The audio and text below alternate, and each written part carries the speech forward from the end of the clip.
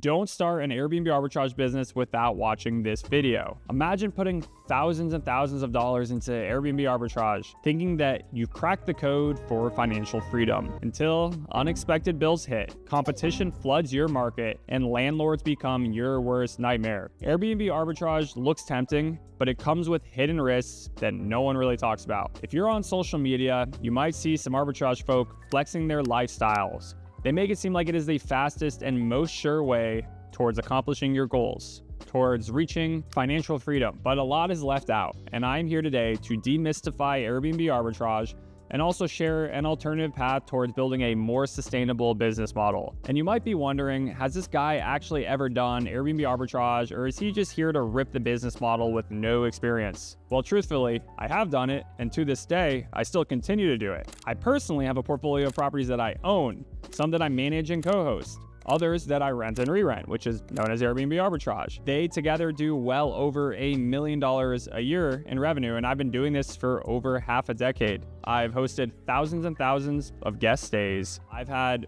over 800 five-star reviews, and I founded a software company called B&B Calc. So in this video, I'm going to bring you back through my journey a bit and explain the success and failure I've had with arbitrage. This aims to help you think about things if you are getting started or if you're scaling. I will then share another business model that I've also done concurrently that over the long run has done much better for me and others, and in my opinion, should be what you are focusing on from the beginning. So to bring you back, I actually started my short-term rental business journey through a boat rental company I started in 2020 on a lake in North Carolina. People who were buying houses would often rent boats from me, and through conversations with them, talking about the lake, talking about my rental operation, they asked me to help manage or rent out their properties. Co-hosting or managing their properties worked well for me because I didn't need to invest anything other than my time to help them set up and then manage their properties, as they incurred all the cost of furnishing the place. Which for me, I was spending all my money on boats. Totally a win-win situation.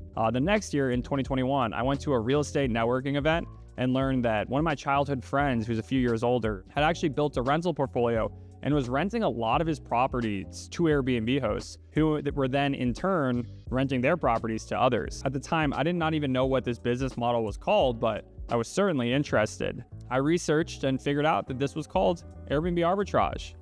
I thought about the differences between arbitrage and then property management, and the key difference is really in arbitrage, you're paying the landlord a fixed amount of monthly rent, whereas in co-hosting, you are taking a percentage of the revenue from the property. This enables you to have more upside, as your rent is the same no matter how much you are making. However, the double-edged sword is you have more downside. And guys, the downside is real. In 2021 and 2022, people everywhere were feeling the upside. Why was that? Well, rent was lower back then, and on average, properties just did better than they are doing today. Why was that? Well, the supply of properties was lower and the demand was either the same or in some places higher. So given this excitement and how much I was seeing folk making, I was eager to get in. The first unit I rented was a duplex that could also be converted to a single large 6-bedroom listing. It was a pretty cool experience because the house was actually being renovated, and I got to work with the landlord on the finishing details and things such as like adding a fenced-in backyard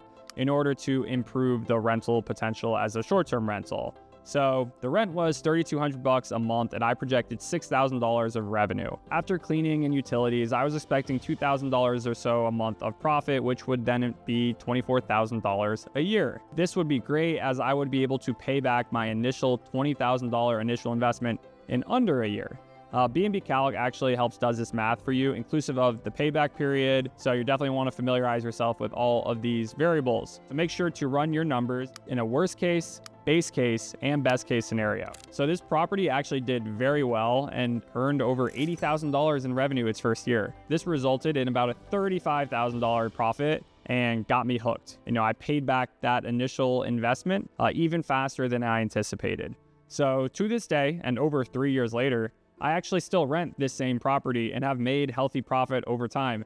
However, lately my margins have compressed due to increased rent, and then also a cockroach issue that took months to resolve, so hurt my revenue. My revenue is lower than it was at its prime, and my rent is higher than it's ever been. However, again, happy over time, this property has done very well and encouraged me to expand my business. Also, on the flip side, it expanded me to do some deals that haven't been as good and to take a bigger swing. So for example, I believe in 2022, I rented 3 of the 4 apartments in a building, and my timing could not have been worse. So first, I'm going to break down the numbers to furnish these 3 apartments. I needed to put about $35,000 on a credit card. I did a 0% interest credit card that I expected to pay back within a year, and did not quite happen. I'll break down the numbers a little bit more. We initially rented these apartments for $1,750 a piece, so 3 apartments. And I was expecting about $4,000 a month in revenue per unit. The internet and water was included, which was great. So our utilities were lower, only about $250 a month. Cleaning was expected to be about $800 a month per unit, leaving a $1,200 a month profit. Multiply that by 3, as there are 3 apartments, and that's $3,600 a month of profit, or $43,200 a year. With this profit, I would have paid back my credit card and been profiting by the first year's end like I had with the other property. I would have automated the operation with software, virtual assistants, and local vendors like cleaners. And, I would have cash flowed for eternity. Sounds great, right? Well, someone literally came down the road and rented an entire 18-unit apartment building. And not only did they have more apartments than we did, but they were better than mine with a fenced-in dog park and grilling area. After about a year and a half, I got out of my lease as we had went from profitable to roughly cash flow neutral, and even in bad months, cash flow negative. So while we did, initially make the money we thought we would, over time, that just didn't happen. So we weren't making as much as we were expecting, and our landlords wanted to raise the rents, which obviously is their right to do, and is something that most landlords expect to do across their portfolios as renewals happen. So while we had agreed to rent increase caps ahead of time, but those increases were still, a lot more than the decline of revenue we had. So declining revenue plus increased rent is effectively a recipe for losing money. And this taught me a couple lessons that I just want to share with you. And that's really that you don't want to rent or even own a commodity. And what I say by that is, our apartments were not going to be able to outcompete these new apartments. No matter how well we designed them, how well we managed them, they were going to effectively be the same thing, which makes them a commodity. On the flip side, if you had just managed or co-host these apartments instead of renting them, then even if they didn't do as well as you anticipated, you'd still make money. Second, there just aren't exit options for arbitrage. When our lease was ending, the only thing we could do to make back some of our money was to sell our furniture, which we literally sold for pennies on the dollar. To make things worse, we actually sold our furniture to the guy who is now doing 18 apartments down the street. Alternatively, if we were managing these properties, we could actually sell our co-host contracts, as there is actually a market for that. Easier said than done, but I will get into that later. Number 3, there is risk in arbitrage. I think I got a little cocky that any Airbnb I did would just make money, that we would do better than expected. So rising rent and decreased year-over-year revenue really hurt us here. And at my other arbitrage properties, this has not been as pronounced, but frankly, almost all of them did their best the first or second year and then leveled off afterwards. Meanwhile, the rent has only gone up. At all my other arbitrage properties, I have paid back my furniture and initial investment and I'm in the green. However, for these apartments, we actually lost a little bit of money. So if you're going to do arbitrage, my recommendation is to make sure that there's some sort of natural supply constraint for what you are doing and that your offering is actually unique, and that you have terms in place so your rent and other expenses can't rise dramatically every year. Alternatively, if you'd rather not worry about any of that, then property management or co-hosting is the way to go. Also, not only is the risk lower in that case, but oftentimes your margins are going to roughly be the same. So let's say that we made $1,000 a month per profit per unit on that deal we talked about earlier. So that would be on $4,000 a month of revenue.